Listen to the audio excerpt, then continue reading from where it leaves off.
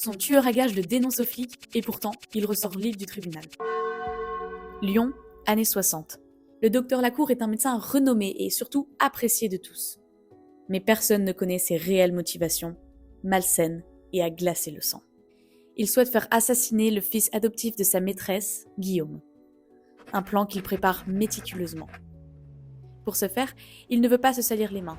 Il engage alors un homme de main, à qui il propose une énorme somme d'argent. Les instructions sont claires. Éliminer Guillaume de n'importe quelle manière.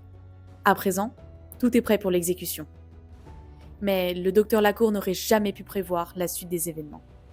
En fait, le tueur à gages n'a jamais eu l'intention de tuer Guillaume. Il court le prévenir, lui et sa mère, et ensemble, ils décident de simuler sa disparition. Aucune violence, aucune tentative, aucun passage à l'acte. Une fois Guillaume en sécurité, l'homme de main finit par tout raconter aux flics. Le ministère public veut condamner Lacour pour tentative d'assassinat, mais la cour d'appel refuse. Le procureur se pourvoit alors en cassation. À l'époque, pour punir quelqu'un qui n'a pas commis le crime lui-même, il n'y avait que deux options, la tentative et la complicité. La question est donc cruciale. Est-ce que le fait d'organiser un meurtre, de payer un tueur, suffit à caractériser une tentative ? Et peut-on parler de complicité si le crime n'a jamais été commis ni même tenté ? Le 25 octobre 1962, la Cour de cassation répond par la négative. Pour démontrer l'élément matériel d'une tentative, il faut un commencement d'exécution.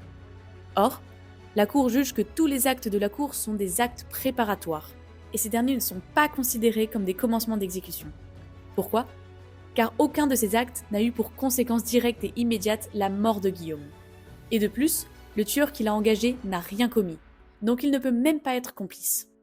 L'arrêt Lacour pose une frontière fondamentale. Tant qu'on n'est pas entré dans l'exécution, il n'y a pas de tentative. C'est un arrêt clé pour comprendre l'iter criminis, soit les étapes préalables au passage à l'acte.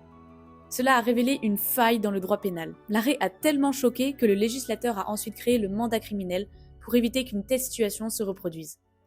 Arrêt Lacour, 25 octobre 1962. Et si tu veux apprendre le droit autrement, n'hésite pas à t'abonner. Et surtout, sauvegarde ce réel, car l'arrêt Lacour, tu retomberas forcément dessus.